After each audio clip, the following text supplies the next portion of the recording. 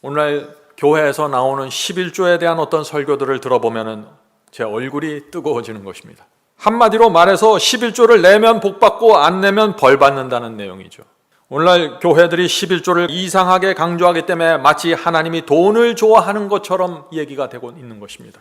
성도 여러분, 그런데 오늘날 현대인들에게는 그런 설교가 더 이상 통하지를 않는 것입니다. 그래서 많은 사람들이 현대 기독교회를 조롱하고 있는 것입니다.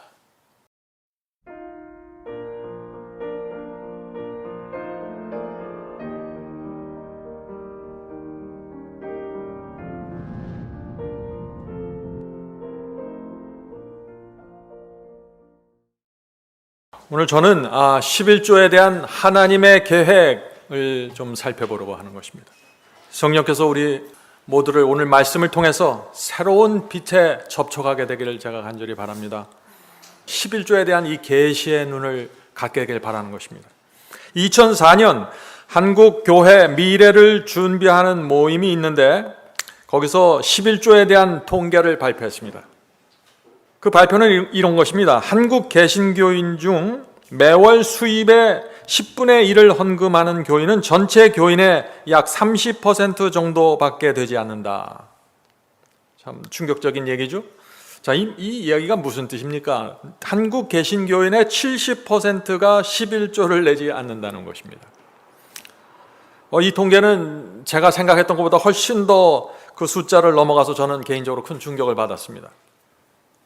성도 여러분, 교회마다 새벽 기도가 있고 뜨겁게 예배와 찬양이 이루어지는데 왜 11조를 드리는 분들은 30% 내외가 될까요?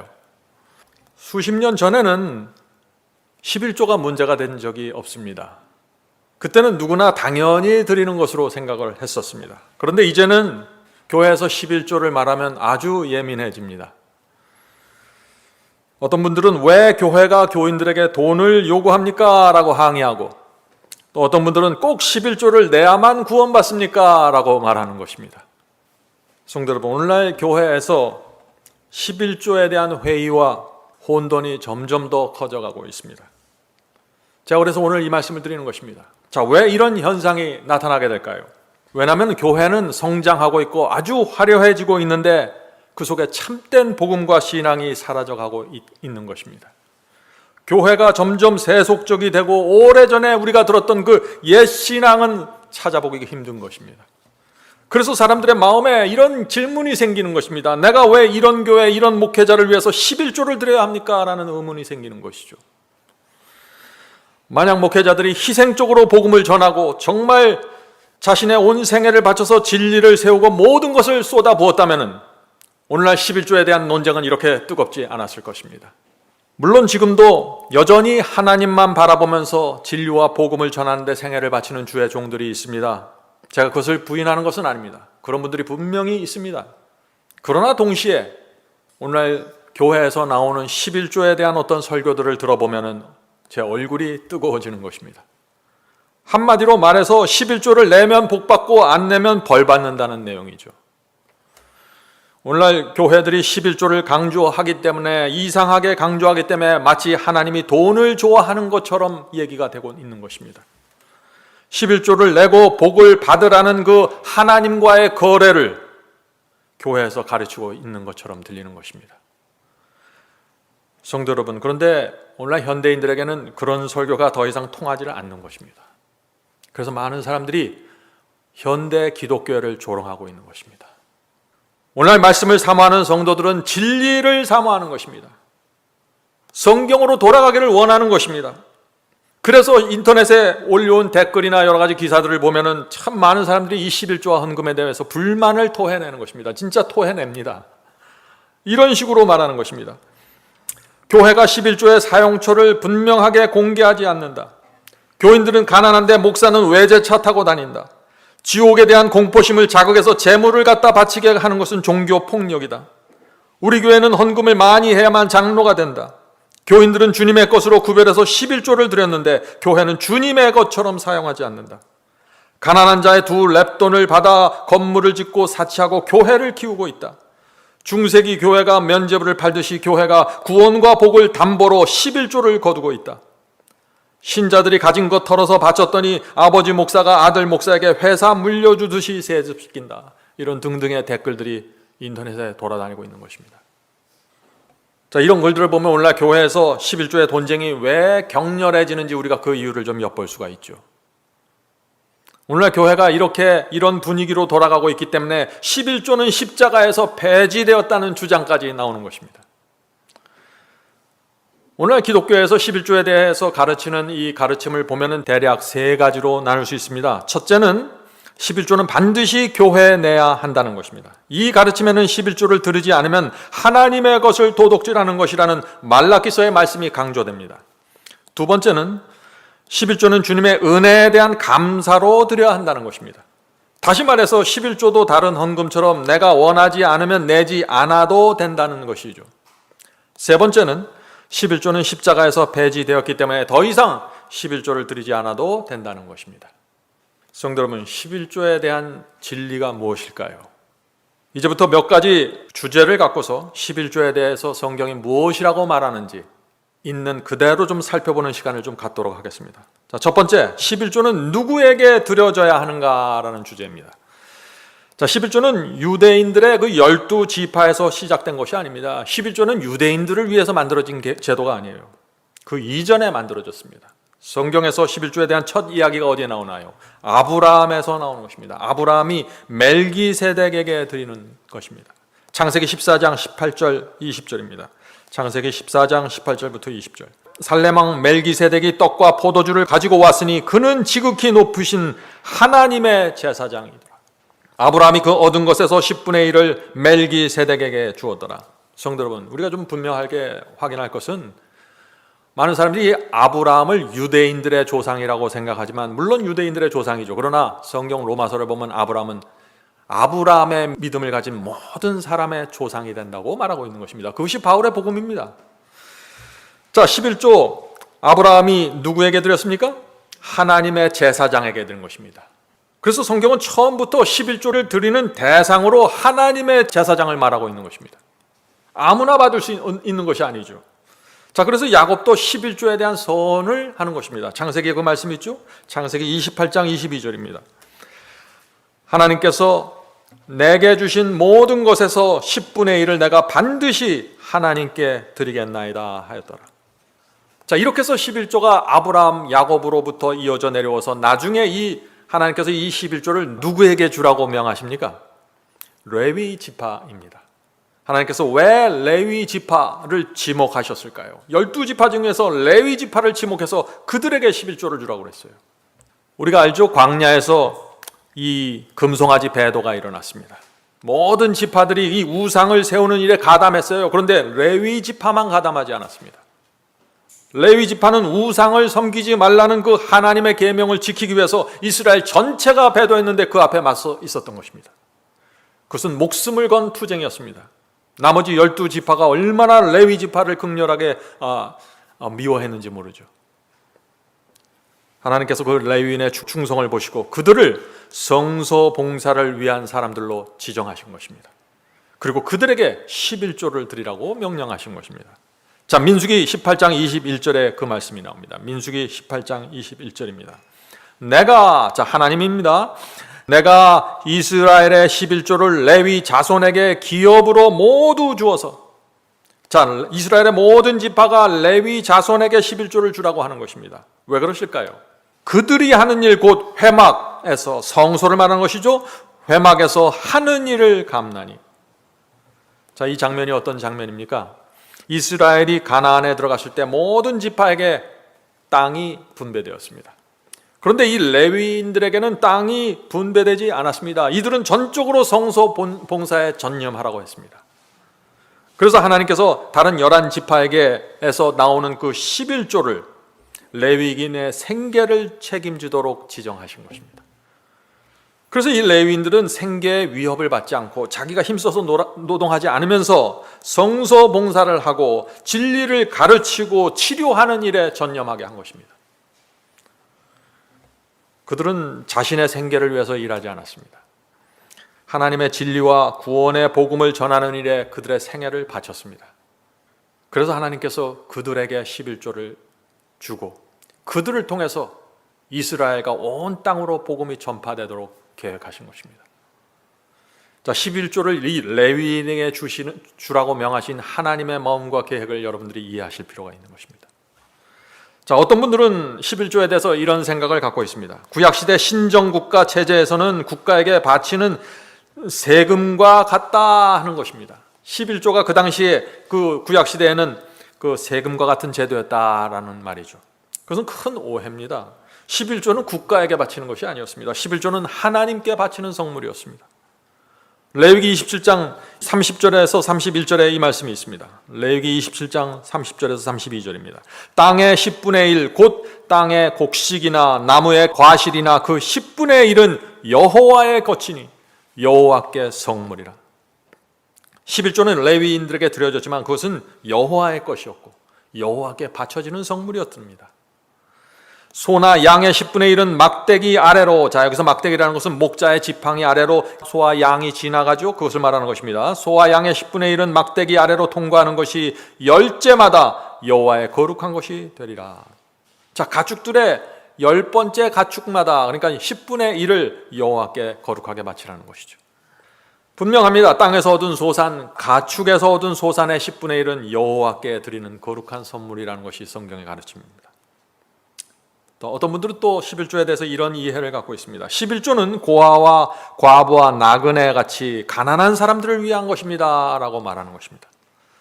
그런 분들이 인용하는 성경절이 이것입니다. 신명기 14장 28절에서 29절입니다. 신명기 14장 28절에서 29절. 매 3년 끝에 그 해 소산의 10분의 1을 다 내어 내 성읍에 저축하여 너희 중에 분깃이나 기업이 없는 레위인과 내 성 중에 거하는 객과 고아와 과부들로 와서 먹어 배부르게 하라. 자, 여기 분명히 이 11조를 가난한 사람들, 고아와 과부들에게 주라는 말씀이 나옵니다. 자, 그런데 이 말씀을 정확하게 보셔야죠. 매 3년 끝에 드리라고 했습니다. 다시 말해서 매 3년마다 내는 11조가 있는 것입니다. 이것은 레위인들에게 드리는 11조와는 다른 것이었습니다.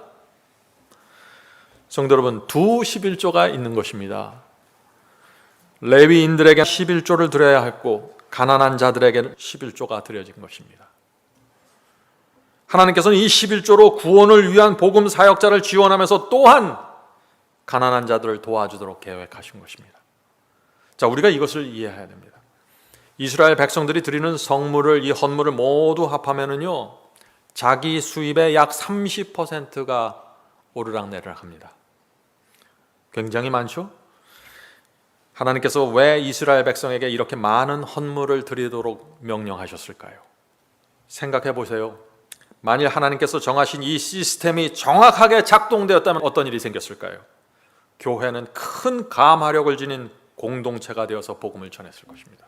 하나님의 계획대로 이루어졌다는 말이죠. 하나님께서는 이 세상에 사람들이 재물을 잔뜩 쌓아놓고 이기심의 종이 되어서 구원을 잃어버리게 되는 것을 원하지 않으신 것입니다. 하나님의 목적은 우리를 하늘로 데려가는 것이에요. 그래서 우리의 삶 전체가 하늘을 위해서 집중되기를 원하셨던 것입니다. 그래서 하나님께서 이 레위 지파를 제사장족으로 정하시고 그들을 성소 봉사에 전념하게 하셨습니다. 레위인들을 생계로부터 벗어나게 하셔서 온전히 하나님의 구원의 계획을 이루는 일에 집중하도록 만드신 것입니다. 그것을 위해서 11조 제도가 세워졌다는 것입니다. 성도 여러분, 우리는 성경을 읽을 때 이렇게 하라 저렇게 하라 그 문자보다도 그 문자를 주신 하나님의 마음과 심령을 읽어야 되는 것입니다. 하나님께서 왜 이런 명령을 하셨을까? 자, 우리 두 번째 문제를 생각해 보죠. 두 번째 문제. 구약시대의 11조 원칙은 지금도 유지되어야 할까요? 하는 질문입니다. 레위인들에게 11조를 주라고 했는데 그 명령이 지금도 여전히 유효한가 하는 것이죠. 레위기서, 민수기서, 신명기서를 보면은요, 11조는 반드시 드려야 하는 헌물입니다. 거기는 이유가 없습니다. 그런데 예수님은 어땠을까요? 예수께서도 11조를 부인하지 않으셨습니다. 마태복음 23장 23절입니다. 킹제임스 성경으로 읽겠습니다. 마태복음 23장 23절. 서기관들과 바리새인들과 위선자들아, 너희에게 화가 있을지어다. 자, 지금 이 바리새인들을 위선자라고 부르죠? 화가 있을 거라고 합니다. 너희가 박하와 회향과 근체에 11조는 바치되.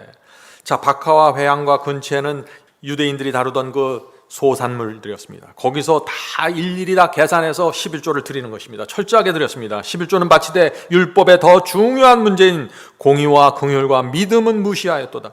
너희가 마땅히 이것들을 행하였어야 하거니와 다른 것도 행하지 않은 채 내버려 두지 말아야 하느니라. 예수께서 이 서기관과 바리새인들을 책망하신 이유가 무엇입니까? 그들이 11조를 냈기 때문에 책망한 것인가요? 아니죠. 그들의 마음의 문제를 책망하신 것입니다. 11조와 헌금을 드리는 그들의 심령에 공의와 긍휼과 믿음이 없었다는 것입니다. 이들은 단지 율법적인 사상을 갖고 구원받기 위해서 11조를 드렸다는 것입니다. 지옥 가지 않기 위해서 11조를 드린 것입니다. 복받기 위해서 11조를 드린 것입니다. 하나님의 의도와 계획과 그 마음을 전혀 생각하지 못한 것이죠. 성도 여러분, 똑같은 11조를 드려도 그 의도와 동기와 목적이 중요하다는 것입니다. 그것이 하나님께서 보시는 것입니다. 자, 사도 바울은 복음의 일꾼들을 지원하는 문제에 대해서 분명한 원칙을 제시했습니다. 디모데전서 5장 18절입니다. 디모데전서 5장 18절. 성경에 일렀으되 곡식을 밟아 떠는 소의 입에 망을 씌우지 말라 하였고. 자, 이 말씀이 좀 어렵죠? 이건 구약시대 유대인들의 모습입니다. 소가 곡식을 밟게 해서 일을 시켰습니다. 그런데 그 일을 한 소의 입을 막고 먹을 것을 주지 않으면 안 된다는 것이죠. 먹을 것을 당연히 주어야 된다는 것입니다. 계속해서 읽어보죠. 소의 입에 망을 씌우지 말라 하였고 또 일꾼이 그 삭슬 받는 것이 마땅하다 하였느니라. 바울의 말씀이 무슨 뜻인가요? 바울의 말씀은 분명합니다. 신약시대 구약의 레위인들처럼 자기를 돌보지 않고 복음을 위해서 풀타임으로 헌신한 종들에게 생계를 지원하는 것이 당연하다, 마땅하다고 지금 말하는 것이에요. 소가 일했으면 먹는 것을 주는 거 마땅하지 않냐? 그런데 왜 하나님의 복음을 위해서 헌신한 종들에게 주지 않는가 하고 지금 말하는 것입니다. 성도 여러분, 한번 상식적으로 한번 생각해 보십시오. 초대교회 사도들과 수많은 복음 사역자들이 있었는데 그들이 헌금으로 지원받지 않았다면 복음이 어떻게 세상에 전파될 수 있을까요? 누가 복음을 들고 이 세상을 돌아다니겠습니까? 헌신한 종들에게 이 헌금으로 지원하는 것은 당연한 것입니다. 이 헌물과 11조가 없으면 복음은 세상에 전파될 수 없고 가난한 자들은 구제받지 못할 것입니다. 교회에서 이 두 가지가 같이 일어나야 되는 것입니다. 자, 바울이 고린도 교회에서도 동일한 말을 하셨습니다. 자, 고린도전서 9장 7절부터 10절입니다. 고린도전서 9장 7절부터 10절. 누가 자비량하고 병정을 다니겠느냐? 무슨 뜻이에요? 누가 자기 돈으로 군사가 되겠느냐 하는 얘기죠. 누군가 서포트 해줘야 군사로서 싸울 수 있지 않겠는가 하는 얘기입니다. 누가 포도를 심고 누가 실과를 먹지 않겠느냐? 누가 양떼를 기르고 나서 그 양떼의 젖을 먹지 않겠느냐? 포도를 심으면은 당연히 포도를 먹을 자격이 있는 거고 양떼를 길렀으면 그 대가를 받는 것이 당연하다는 것입니다. 내가 사람의 예대로 이것을 말하느냐? 율법도 이것을 말하지 아니하느냐? 모세 율법의 곡식을 밟아 떠는 소에게 망을 씌우지 말라 기록하였으니 하나님께서 어찌 소들을 위해서 염려하심이냐? 전혀 우리를 위하여 말씀하심이 아니냐. 모세 율법에서 소들이 곡식을 밟는 이야기는 소 이야기가 아니라는 것입니다. 그것은 복음을 전하는 자들에 대한 이야기라는 것이죠. 계속 읽겠습니다. 과연 우리를 위하여 기록한 것이니 밭 가는 자는 소망을 가지고 갈며 곡식 떠는 자는 함께 얻을 소망을 가지고 떠는 것이라. 자, 이어서 이제 11절부터 바울이 원칙을 제시합니다. 고린도전서 9장 11절부터 14절을 읽겠습니다. 우리가 너희에게 신령한 것을 뿌렸은즉 너희 육신의 것을 거두기로 과하다 하겠느냐? 다른 이들도 너희에게 이런 권리를 가졌거든. 자, 말씀을 전하고 영적인 일을 했으니 육신을 위해서 생계비를 지원받는 권리가 있다는 것입니다. 저는 이제 이 말씀을 읽을 때마다 왜 바울이 이렇게 구차하게 얘기했을까? 이것이 고린도 교회 교인들의 수준이었어요. 이 뒤에 나옵니다, 그 내용이. 하물며 우리일까 보냐? 그러나 우리가 이 권리를 쓰지 아니하고 범사에 참는 것은 그리스도의 복음에 아무 장애가 없게 하려 함이로다. 바울은 고린도 교회를 위해서 수고한 대가를 받을 권리가 자신들에게 있지만 대가를 달라고 요구하지 않겠다고 지금 말하고 있는 것입니다. 왜 대가를 요구하지 않는다고 했어요? 교인들의 마음에 시험이 들까 봐 말하지 못하겠다는 것이죠. 고린도 교회에 헌금을 요구하면 시험 받는 사람들이 있다는 것입니다. 참 놀랍죠. 초대교회에 그렇게 그런 연약한 믿음을 가진 사람들이 있었던 것입니다. 그래서 바울은 핍박과 궁핍 속에서 고린도 교회를 개척하고 헌신했지만 복음을 전하는 일에 장애가 생길까 봐 교인들에게 아무것도 요구하지 않았다고 지금 말하는 것입니다. 성도 여러분, 그래서 저와 이 마지막 사명 선교팀도 이 교회가 처음 개척될 때부터 교회에서는 어떤 헌금도 받지 않기로 결정한 것입니다. 처음 이 교회에 나오시고 어려운 환경 속에서 자신들이 다니던 교회를 떠나서 나왔는데 그분들을 향해서 헌금과 생계비를 요구하는 것은 참 그것은 쉽지 않은 일입니다. 그래서 저희는 여러분들도 아는 것처럼 유튜브에서 말씀을 듣는 성도들이 보내주는 헌금으로 저희가 생활하고 있습니다. 자, 다시 바울의 말씀으로 가보죠. 바울은 11조와 헌금에 대한 원칙을 정확하게 제시합니다. 13절입니다. 성전의 일을 하는 이들은 성전에서 나는 것을 먹으며 제단을 모시는 이들은 제단과 함께 나누는 것을 너희가 알지 못하느냐. 이와 같이 주께서도 복음 전하는 자들이 복음으로 말미암아 살리라 명하셨느니라. 성도 여러분, 이 바울은 복음을 전해서 사람들의 심령이 감동이 되고 하나님의 말씀에 굴복한 그들이 자원해서 드리는 그 헌금으로 복음이 또다시 전파되는 이 계획을 갖고 계신 것입니다. 성도 여러분, 그러므로 구약시대 레위인들처럼 신약시대도 복음을 전하기 위해서 생애를 바치는 사역자들에게 11조와 헌금으로 우리가 지원하는 것은 마땅히 이루어져야 한다고 저는 믿습니다. 자, 세 번째 보겠습니다. 세 번째, 하나님과 레위의 언약을 믿는 자들은 11조를 받을 수 있다. 자, 여기 11조를 받는 특정한 사람들이 나오는 것입니다. 오랜 세월 동안 복음을 전하는 사람들은 11조로 부양을 받았습니다. 한국이나 미국이나 11조에 대해서 반대하는 소리들이 거의 없었습니다. 그러나 언제부터인지 모르지만 점점 더 많은 그리스도인들이 11조를 드리지 않기로 결정하는 모습을 보게 되는 것입니다. 성도 여러분, 왜 이런 현상이 나타나게 되었을까요? 중요한 질문입니다. 레위의 언약이 깨졌기 때문입니다. 제가 뭐라고 했습니까? 이 문제는 여러분들 마음에 꼭 담으셔야 되는 것입니다.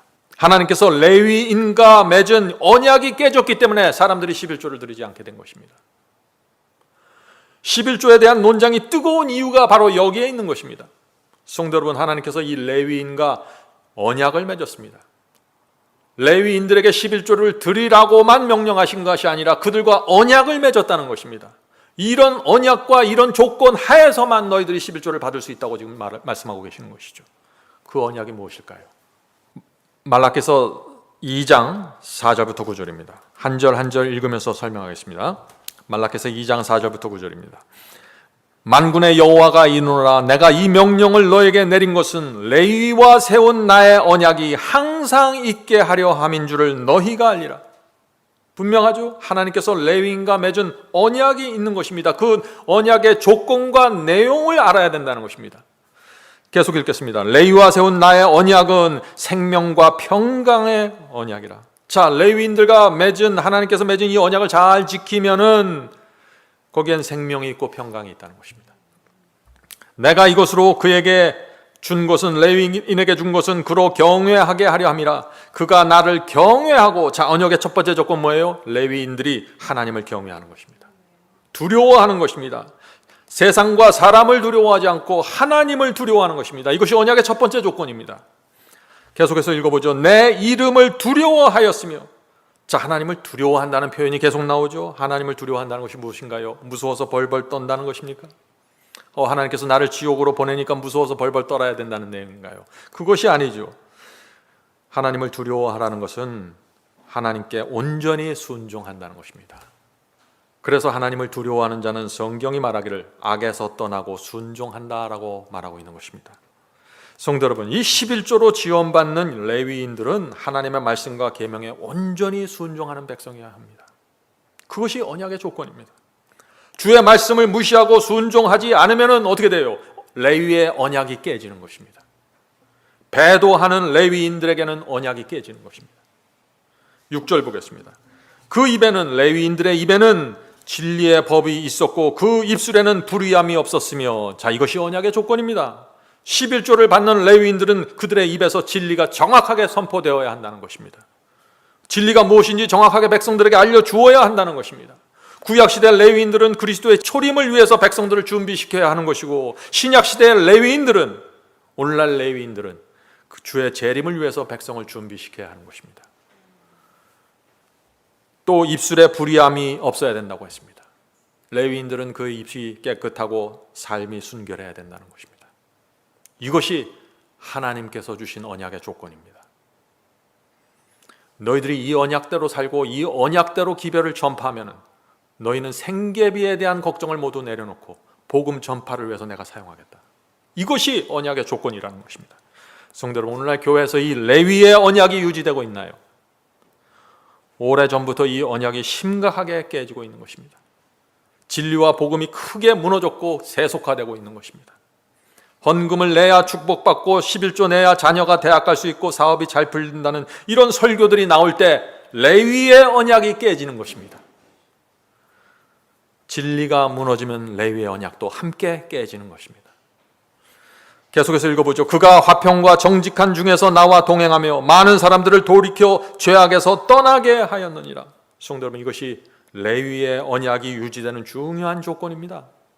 레위인들은 백성들이 죄에서 떠나게 하는 말씀을 전해야 한다는 것입니다.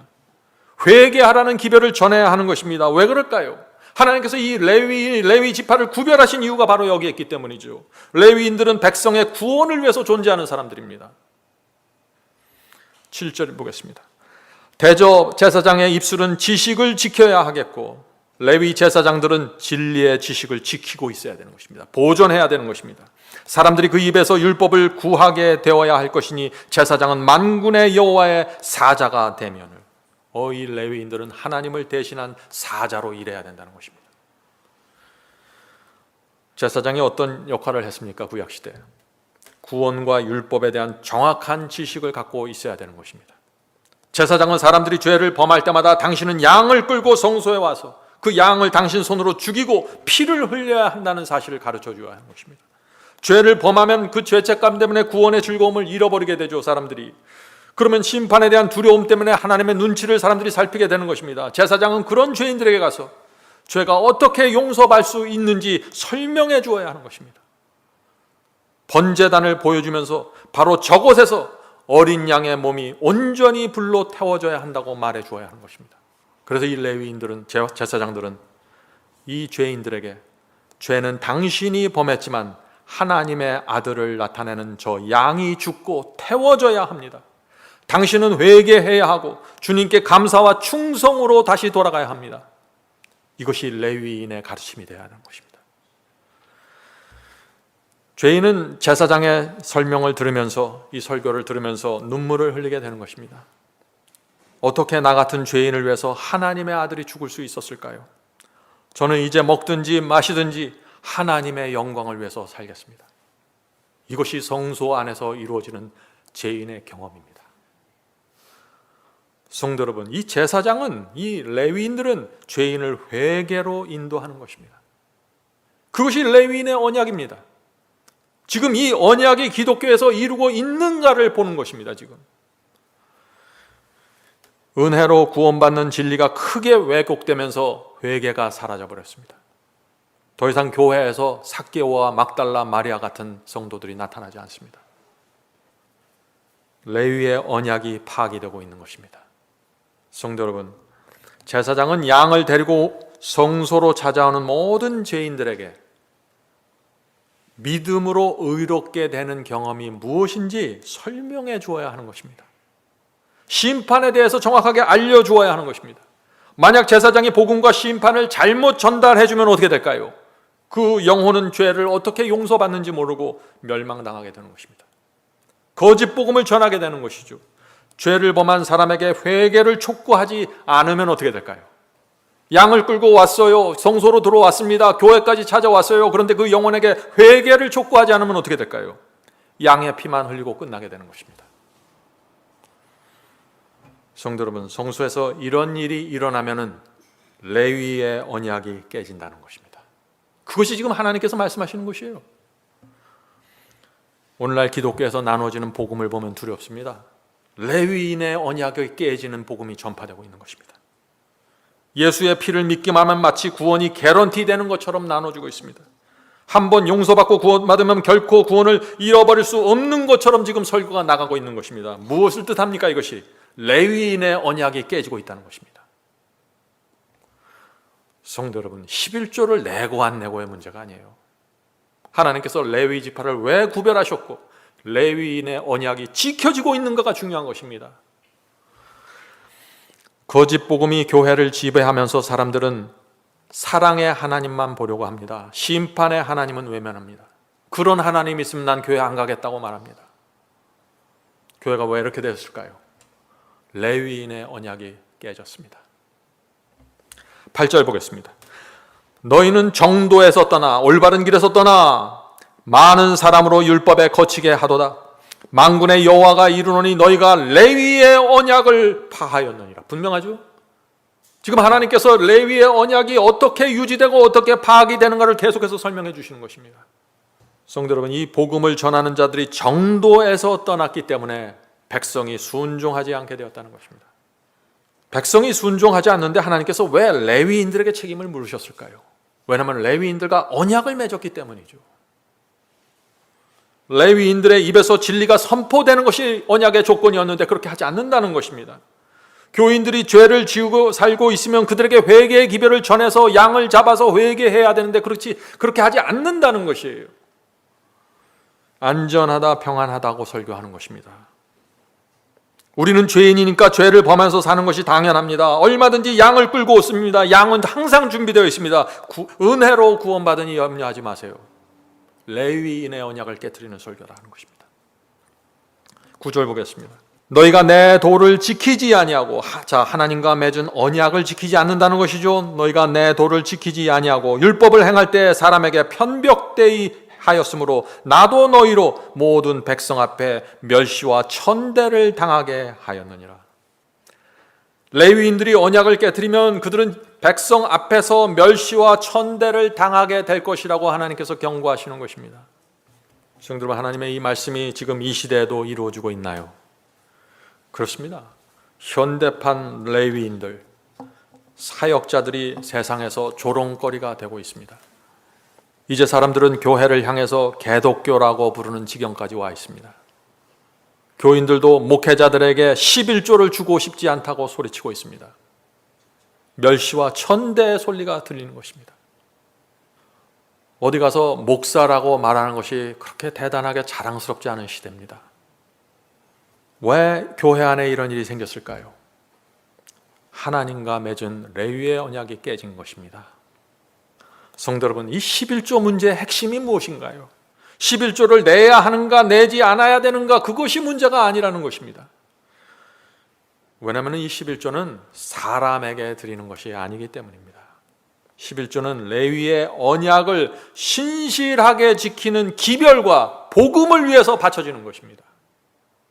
레위인들은 항상 태어났다가 죽었어요.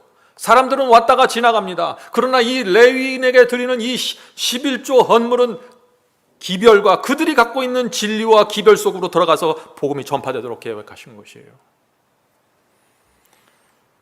성도 여러분, 여러분과 여러분의 가족을 구원한 복음이 어떤 복음인지 정확하게 살펴야 되는 것입니다.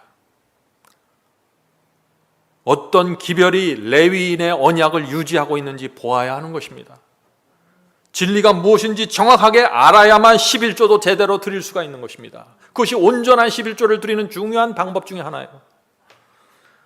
레위의 언약을 충성스럽게 지키는 복음을 찾으셔야 합니다. 그리고 그 복음의 전파를 위해서 여러분의 11조를 드리는 것입니다. 그것이 하나님 앞에 신실한 청지기이고, 그런 청지기는 자신이 드리는 11조에 대한 확신을 갖게 될 것입니다.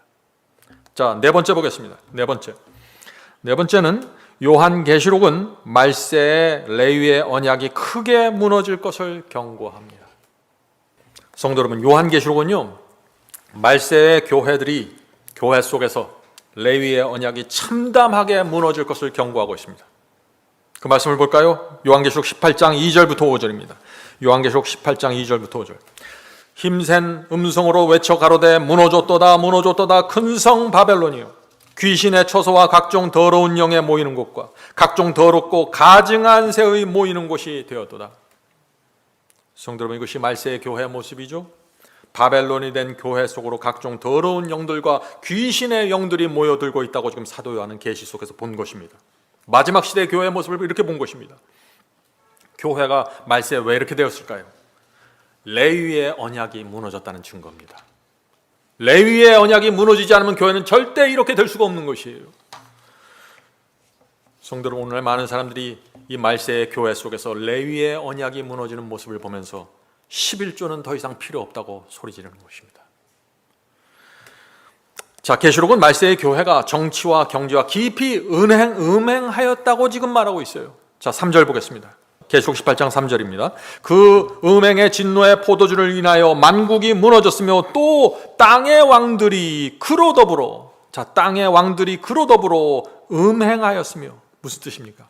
땅의 왕들은 정치 세력들이죠. 이 세상에 있는 정치 세력들이 그로 더불어, 교회와 더불어 음행하였다고 말하는 것입니다.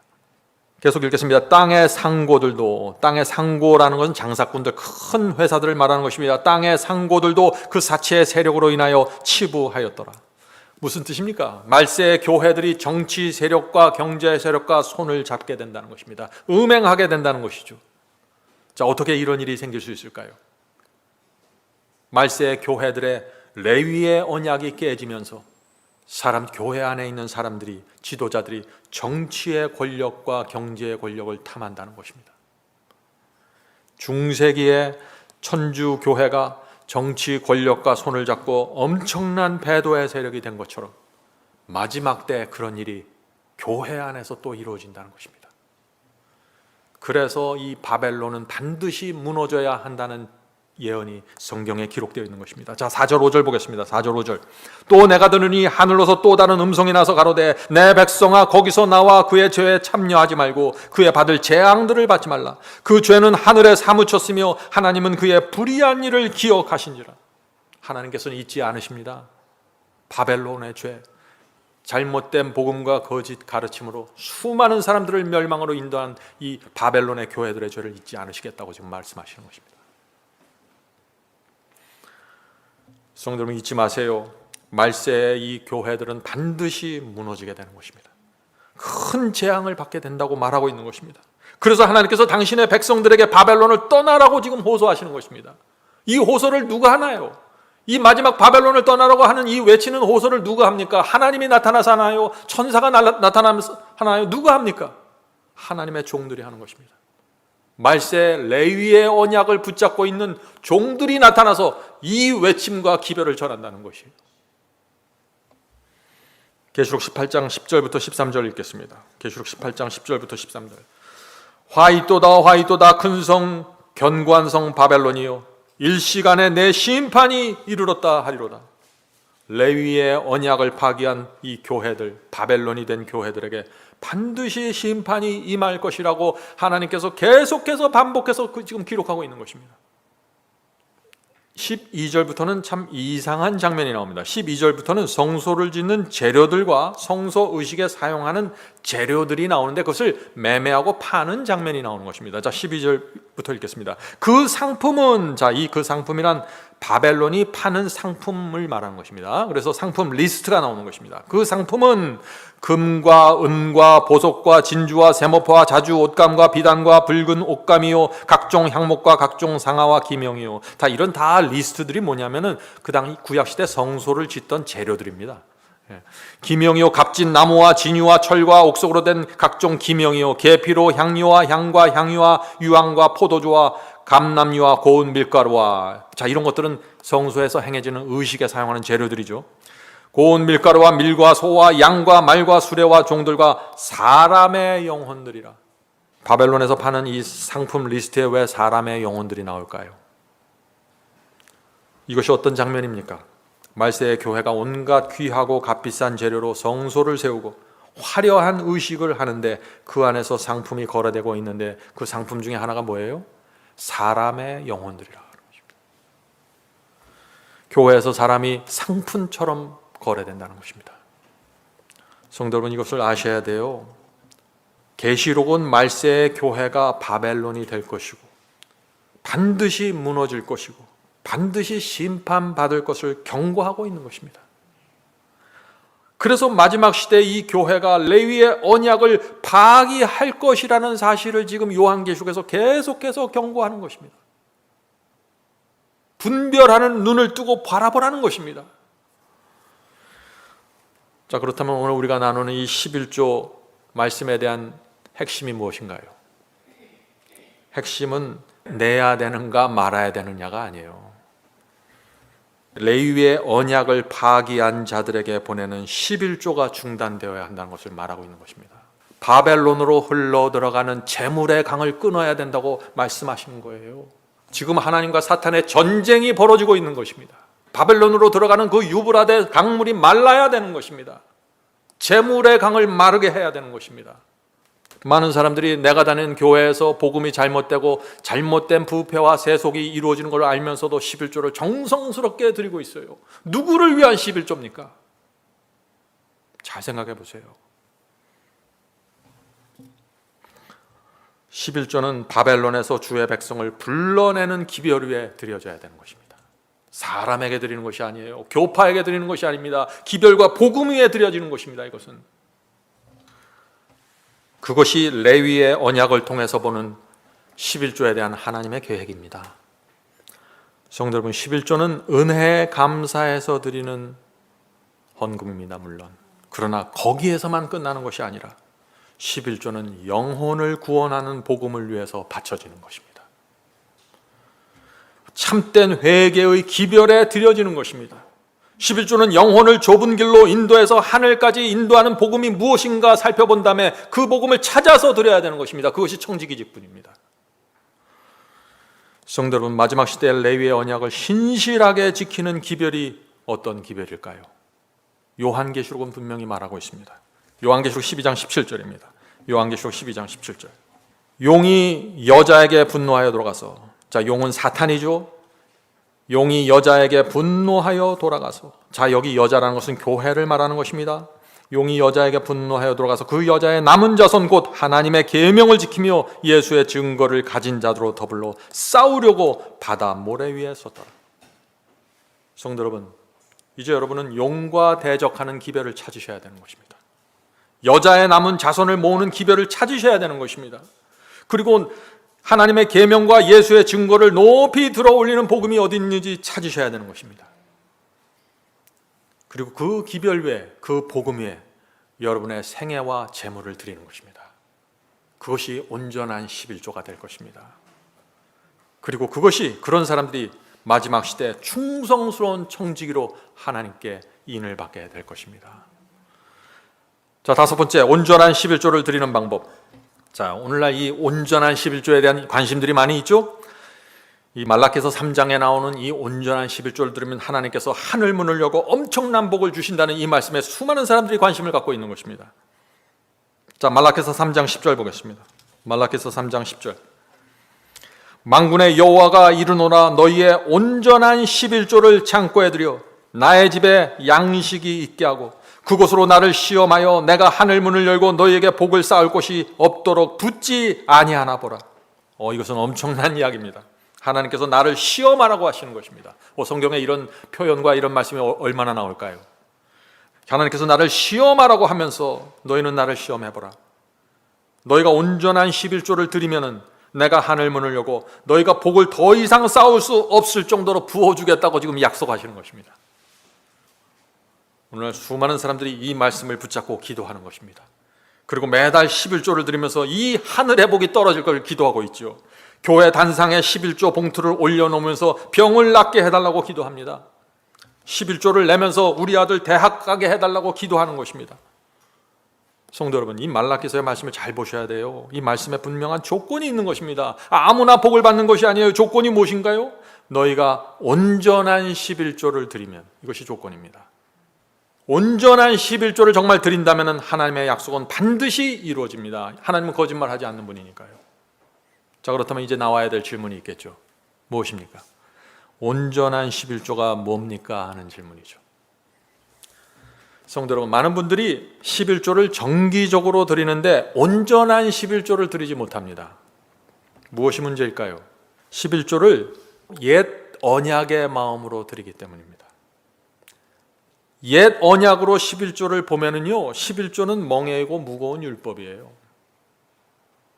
성도 여러분, 우리가 성경을 읽을 때 어떤 마음으로 성경을 보는가가 중요합니다. 옛 언약의 마음으로 성경을 읽으면 성경에 나온 모든 율법과 말씀은 멍해와 짐이 되어버리고 맙니다. 내 부모를 공경하라는 계명을 옛 언약에서 바라보면 어떻게 될까요? 이렇게 됩니다. 내가 복받고 장수해야 되니까 부모를 잘 공경해야지. 내가 저 부모님의 유산을 상속받아야 되니까 일주일에 한 번 찾아가야지. 전화도 가끔 해야지. 이게 옛 언약의 마음이에요. 우상을 섬기지 말라는 말씀을 옛 언약의 마음으로 읽으면 어떻게 됩니까? 우상을 섬기면 멸망당하고 지옥 가니까 멸망이 무서우니까 내가 우상 섬기지 말아야지. 옛 언약의 마음입니다. 성도 여러분, 옛 언약의 마음이란 기복신앙이고 바리새인과 같은 마음입니다. 옛 언약의 마음이란 주님을 향한 사랑과 충성이 없으면서 감사가 없으면서 지옥 가지 않고 천국 가기 위해서 율법을 하나하나 따지면서 지켜가는 것입니다. 고달픈 생애가 되는 것이죠. 성도 여러분, 그러므로 우리가 어떻게 해야 될까요? 새 언약의 마음으로 11조를 드리는 것입니다. 이것이 온전한 11조입니다.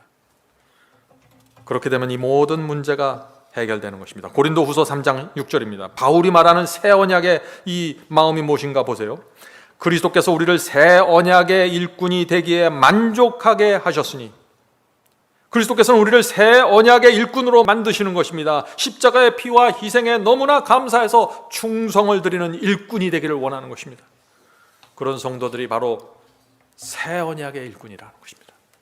계속 읽겠습니다. 율법 조문으로 하지 않고 오직 성령으로 함이니 율법 조문은 죽은 것이요 성령은 살리는 것이라. 많은 분들이 이 말씀을 보면서 더 이상 율법은 지키지 않아도 됩니다. 이제 성령으로 살아가기만 하면 됩니다. 이렇게 해석하는데 이게 바울이 지금 그 얘기를 하는 것이 아니죠. 새 언약의 일꾼은 성령을 받아서 살아가는 성도들입니다. 율법에 매달려서 율법 조문 하나에 매달려서 내 노력과 내 의를 쌓아가는 것이 아니라 성령께서 나의 마음을 감동시키시고 내 마음이 성령의 은혜에 굴복해서 주여 제가 주의 말씀을 따르길 원합니다. 저는 은혜의 종이 되길 원합니다 하고 산다는 것입니다. 그래서 마음속에서 육신의 생각과 성령의 생각이 충돌하게 될 때 성령께 굴복하는 성도입니다. 이것이 새 언약의 마음입니다. 새 언약의 일꾼은 그래서 천국 가기 위해서 율법 따지면서 지키고 세워가면서 지키는 것이 아니죠. 그런 수준이 아닙니다. 그건 유치한 수준이에요. 새 언약의 사람은 거듭난 사람입니다. 거듭난 사람은 성령께서 심령을 지배하기 때문에 하나님께서 원하시고 기뻐하시는 것이라면 제가 무엇이든지 하겠습니다. 이렇게 주 앞에 나오는 사람들이 새 언약을 가진 사람들이에요. 이런 사람들에게 11조와 율법이 무거운 짐이 될 수 없는 것입니다. 오래전에 어떤 그리스도인이 11조에 대한 자신의 간증을 이렇게 기록했습니다. 이분은 새 언약으로 깊이 들어간 분입니다. 스튜어드십 76페이지에 있는 글입니다. 청지기 직분이죠. 나는 11조에 대하여 말한다. 그러나 그것은 내 마음에 얼마나 보잘것없이 보이는지, 얼마나 작은 평가인지 측량할 수 없고 계산할 수 없는 사랑과 희생에 대하여 수학적인 법칙과 시간과 돈과 사랑으로 측량하려는 것은 얼마나 쓸데없는 노력인가. 하나님의 사랑과 희생을 10분의 1 따지면서 수학적 법칙으로 계산하는 거 얼마나 쓸데없는 노력인가 하는 얘기예요. 그리스도를 위하여 겨우 10분의 1이라니 그렇게 많은 값을 치른 것에 대하여 얼마나 빈약한 분량이며 부끄러운 보답인가. 성도 여러분, 이것이 새 언약의 마음입니다. 온전한 11조가 드려지는 것입니다. 하나님께서 이런 그리스도인의 생애를 그냥 내버려 두실까요? 어떤 성도들이 이런 마음을 갖고 주 앞에 나와서 헌신하려고 하는데 이런 성도들을 못 본 채 하세요? 이 가족들을 내버려 두세요? 하나님께 모든 것을 드리고 받는 것입니다. 십자가 앞에 서면은 11조를 내야 될까 말아야 될까 하는 논쟁이 사라져버리는 것입니다. 그래서 오늘 제가 그 얘기를 하는 것이 아니에요. 내가 가진 것을 모두 드려도 부족하다고 느끼는 것이 그리스도인 아닙니까? 오늘 우리는 11조에 대한 하나님의 계획을 살펴보았습니다. 다음 주에 두 번째 시간을 제가 가지려고 합니다. 그때는 말라기서 3장에 나오는 이 온전한 11조 통해서 어떻게 우리가 깊은 축복으로 들어가는지 그 말씀을 나누도록 하겠습니다. 성령께서 우리 모두를 충성스러운 청지기 사명에 대한 계시의 눈을 갖게 되길 간절히 바랍니다. 하늘에 계신 아버지, 저희들이 모두 레위의 언약으로 들어갈 수 있도록 도와주시옵소서. 말씀을 전하는 자들이나 듣는 자들이 하나님의 제사장이고 백성들이오니 주께서 저희를 불러주셔서 레위의 언약을 신실하게 지키며 살 수 있도록 도와주시옵소서. 하늘에 계신 아버지, 저희의 마음과 생애를 드리기 원합니다.